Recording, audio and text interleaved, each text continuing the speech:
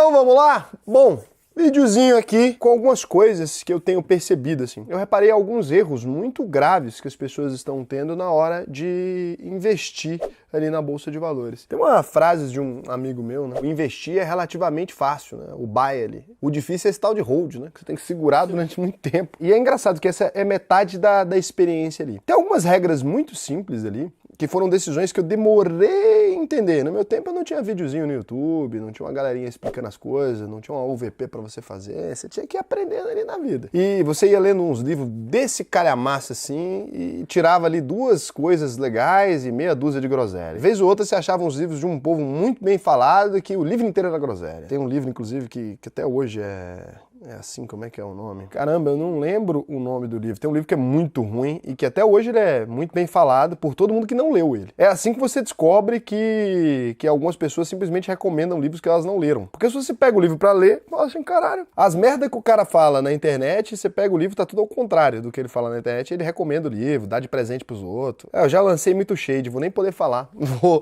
até deixar pra lá, mas isso é fato. Então, você ia pegando um livro merda, vez ou outra e tal, e aprendendo a investir. Só que tem 5 decisões aqui que eu considero que esse compilado melhorou muito a rentabilidade da minha carteira, melhorou muito a forma como eu lido com ela. Então, antes de mais nada, quem é Sardinha Raiz vai deixar o like na confiança, porque você sabe que o vídeo vai ser bom. Se você não é um Sardinha Raiz ainda, segura sua mãozinha e considera deixar o seu like e se inscrever se o vídeo te agregar, te trouxer algum conhecimento que você ainda não tinha. Aí sim, nesse momento você ajudou mesmo, tal, aí você se inscreve, deixa o like e tal. A gente não gosta de like por pena, né? Não gosto.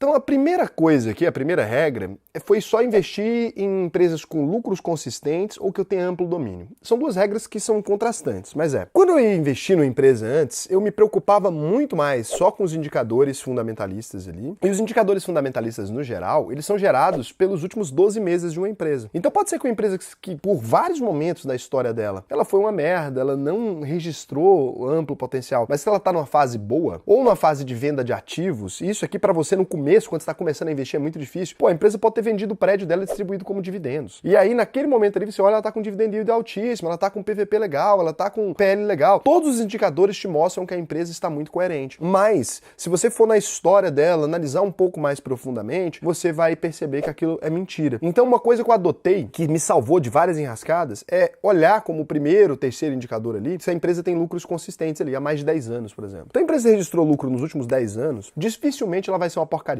Dificilmente. Ela pode estar num setor tecnológico que está deixando de existir, ela pode estar num setor que foi afetado por alguma coisa, mas dificilmente ela vai ser uma empresa que vai quebrar ou sumir do mapa de repente. Então isso aqui pode salvar. Investir em empresas que tenham lucros consistentes ou que você tenha amplo domínio. Como é o caso da commodity de celulose, por exemplo. Eu estudei demais commodity de celulose. Eu olho para aquilo, eu sei avaliar a Klabin, a Suzano, os relatórios delas, mesmo com amplo endividamento, mesmo com prejuízo nas fases que elas estão em investimento, eu consigo olhar para aquilo ali e aquele número me conta uma história. Eu uso essas duas regras. Se não são lucros consistentes, que seja no setor que eu tenho amplo domínio. Amplo domínio, cara, que você levou a sério esse negócio de estudar mesmo. Amplo domínio não é assim, nossa, assisti 3 vídeos no YouTube.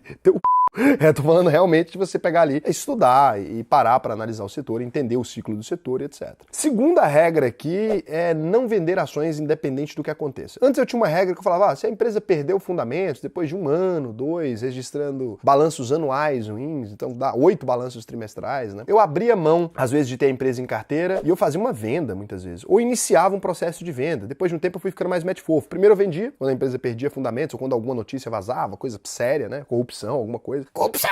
Como diria o Sérgio Moro. Então, quando vazava ali, essa coisa, já vi a voz do Sérgio Moro, inexplicável aquilo. E se você quiser, inclusive, Sérgio Moro, pra voltar nos meus vídeos ali, eu posso te ensinar a melhorar a sua voz. Aí, se você quiser curso meu, eu te dou aqui pessoalmente, porque eu tenho uma agonia de te ver falar. Pra quem quer seguir carreira política, não é muito bom, não. Caralho, do nada eu zoei o Sérgio Moro. Fazer uma compilação das suas imitações. Porra, mas é muito isso. Aí depois, até 2014, ali saiu 2012 eu comecei a investir, até 2014 fui aprendendo ali. Aí eu comecei o esquema que era colocar a empresa em quarentena. Aí eu parava de investir nela e ia fazendo vendas parciais. Às vezes eu demorei 1 ano para montar a posição, eu desmontava a posição em 6 meses, 3 meses, ou desmontava a posição em 1 ano, quando era a empresa que estava na minha carteira há 2 anos, sei lá, que era pouco tempo de investimento na época. Eu fui percebendo que todas as vezes que eu fiz isso, no geral foi só burrice, cara. Não deu um bom retorno, porque de duas uma. Ou a empresa continuava piorando, e aí era bom porque dava um micro alívio na minha cabeça, mas isso me permitia também fazer análises mais mal feitas, porque eu sabia que eu tinha vendido as outras empresas sem muito prejuízo, ou sem prejuízo, às vezes até com lucro. lucro. Então eu simplesmente me sentia bem com comprar uma empresa de qualquer jeito. Ou eu,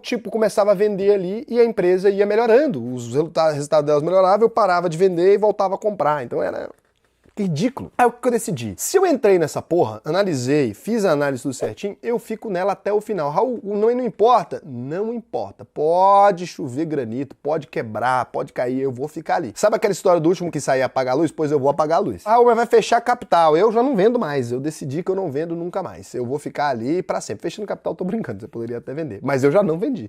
Tem empresa que fechou o capital e que eu não vendi. Hoje em dia eu olho e fico ali. Inclusive vou até fazer um vídeo do que acontece pra vocês, né? Eu tenho algumas empresas que fechou o capital, eu vou mostrar pra vocês como é que fica os relatórios e tal. Eu tenho que estudar a legislação acerca disso, que eu não sei se eu posso divulgar os números das empresas que são de capital fechado. Mas eu tenho que ver aqui pra mostrar pra vocês o que acontece. Capital fechado é que é mais difícil fazer análise, né? Saber. Não tem análise mais. A análise é um relatório que chega às vezes ali falando o que tá acontecendo. E não vem assim, trimestre, bonitinho. Vem, mas vem cagado. Você tem que tirar as informações mesmo. Parece um contrato, não parece um negócio bem feito. É igual a empresa normal, não tem muito ali. Mas como eu tenho muitas empresas, já é uma mais ou menos, vai tranquilo. Então isso aqui mudou minha vida. Não venda ações, para com essa história, porque aí você vai parar de arrumar desculpa pra comprar a empresa merda, porque você já sabe que aquilo vai ter que ficar ali. E aquilo te lembra, todo dia que você abre a RI, aquilo te lembra. Eu olho ali e falo assim, olha a merda que eu fiz. E aí ela fica ali brilhando, parece que você vê uma carteira inteira, ela brilha. Aquela merda, ela brilha, ela toma conta de todo o resto. Então isso fez muita diferença na minha vida. E várias dessas empresas ficaram ruins em períodos específicos, depois, E eu até fiz uma coisa diferente ainda cometi uma heresia, que eu peguei empresas que eu já tinha tirado da minha carteira, lá atrás, lá em 2012, 13, ali, quando eu não sabia investir direito, e incluí de novo. Pra eu lembrar que eu fui burro naquele período. Então agora eu tenho a burrice aqui, que tá comigo. Eu fico com a burrice. E a burrice me impede de ser mais burro ainda. São pequenas posições, mas que te lembram ali, porque com o tempo, com novos aportes, elas vão diminuindo, né? Então eu não compro mais delas, eu só deixo ela ali. Eu paro de investir quando perde o fundamento. Outra coisa que é muito importante é balancear a sua carteira entre renda fixa e variável. Isso aqui eu já expliquei várias vezes para vocês, né, a proporção e como é que funciona. Eu vou explicar de novo e o porquê que isso muda a sua carteira. Então, o dia que você conseguir compreender a burrice desse método, que na verdade acaba se tornando a grande genialidade dele, você vai ter uma evolução na sua carteira de maneira muito diferente. Aqui você está vendo um gráfico de metas que compõe 100%.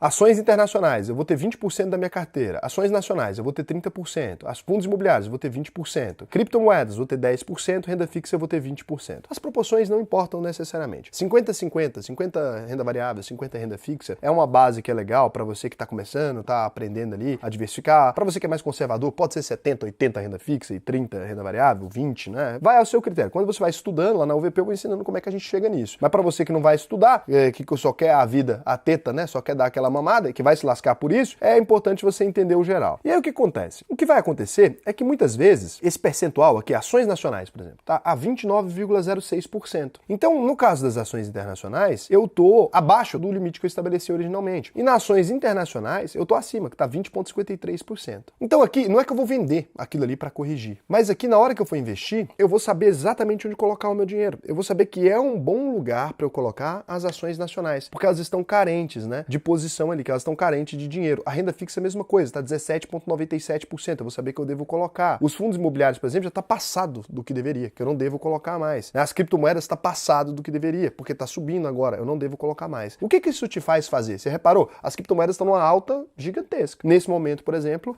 o meu sistema aqui, ele me fala assim, caralho, não tá na hora de comprar criptomoedas. Como eu comprei fundos imobiliários em diferentes pontos também, e dentro do meu preço médio, os fundos imobiliários ainda estão numa posição muito acima também do que eu tava aqui, muito acima não, tá com 1,27% acima, não tá na hora pra mim também de comprar fundos imobiliários. Eu corrigi a carteira, eu comprei muito fundo imobiliário em janeiro, comprei muito fundo imobiliário em dezembro, então ao ponto que ultrapassou o limite, quando subiu um pouquinho ali, que para alguns estão caindo, alguns estão subindo também, né? Eu não tinha muito fundo de papel, então para mim não foi tão prejudicado. Então nesse ponto não tá no momento para mim comprar fundo imobiliário. Aí ele tá me mandando comprar ações nacionais no momento que as ações nacionais estão prejudicadas. Quando você faz isso aqui, você sabe exatamente para onde o seu dinheiro tem que ir. Então independente de você ter ali, nossa, eu estou com vontade de comprar ou não, é isso que eu gostaria de investir ou não, você trocou esse sistema por um sistema mais racional. Esse aqui é o que eu chamo de método burro. Então só esse balanceamento entre renda fixa e renda variável, toda vez que a renda fixa estiver muito em alta e que a renda variável estiver muito pequena, ele vai te mandar comprar renda variável na baixa. Então, isso ele vai fazer sempre. E na renda fixa ali, por exemplo, quando ela estiver, né, no momento ali que você comprou demais, as ações se valorizaram demais, ele vai te mandar comprar renda fixa. Porque se as ações se valorizaram demais, você está pagando caro nas ações,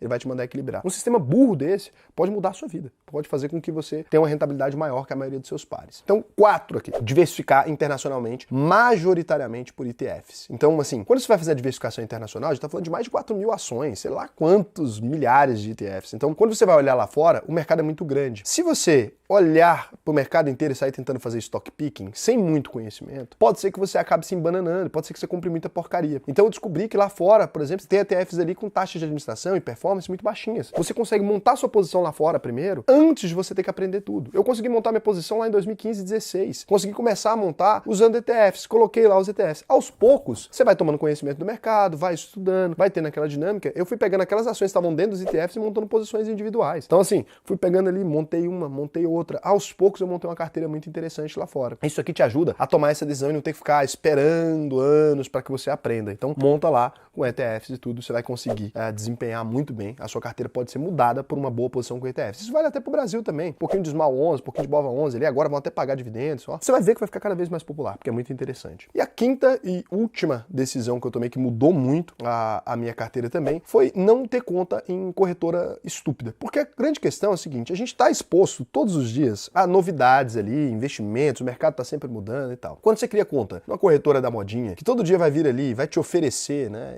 E aqui eu não vou nem falar o nome da minha plataforma para não ficar conflitado. Vê se a gente faz isso também. Então, mesma coisa, pode avaliar a gente pelo mesmo critério. Então é o seguinte, chega ali, o cara manda, um assessor manda mensagem para você, porra, tá chegando aqui o COI do sei lá do quê, tá chegando aquilo do sei lá do quê. E aí você fica assim, Raul, mas eu já sei um pouco, eu não vou cair nesse bait. Você não vai cair nesse bait específico, mas em outro você cai. Porque o cara vai te oferecendo todo dia alguma coisa, em algum momento você vai olhar para aquilo e vai achar que tem um ganho. Então você tem que tomar muito cuidado com criar conta em corretora que tem essa prospecção excessivamente ativa de ficar te oferecendo milhares de coisas todos os dias e milhares de produtos todos os dias. O cara está ali tentando fazer o seu dinheiro passar do seu bolso pro bolso dele. A função do assessor é essa, é pegar ali e ganhar rebate. Então se você tem um bom assessor, pô, tem um escritório aqui muito legal, os caras são muito honestos, funciona muito bem, legal. Tem boas empresas trabalhando muito certinho, bons consultores, no geral consultor melhor que assessor, porque você tem ali um conflito menor de interesse, ele não ganha dinheiro da corretora. Agora, toma cuidado com esses anúncios, a corretora sei lá o que tá oferecendo sei lá o que, toma muito cuidado, porque a chance de você é gigantesca. Esses caras têm um conflito claro de interesse. Então, quando eu parei de ouvir conselho lá atrás ainda, isso, 2014, isso ainda, que já existia essa função e ganhava muito mais dinheiro e cobrava muito mais comissão, que hoje em dia é até melhor, eu mudei completamente a minha carteira. Eu parei de cair nessas latadas, assim, e isso daí em diante eu fui estudando, fui aprendendo cada vez mais. Então, a gente está quase completando 11 anos esse ano de investimento aí. Foram grandes aprendizados. Eu decidi fazer esse especial aqui para vocês, compilando algumas informações. Espero que tenha sido útil, espero que tenha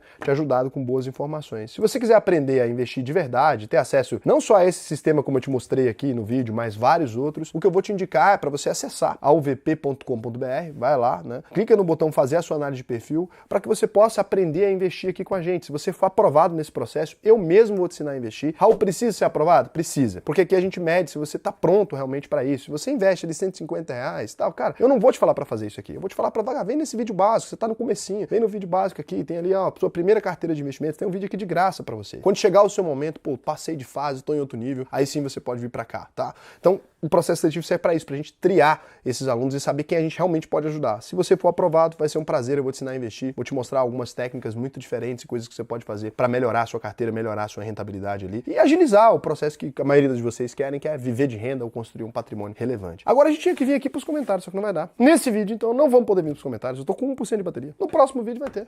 É isso. Ficou sem comentário nesse vídeo. Sem pinga cada domingo. Beijo pra você.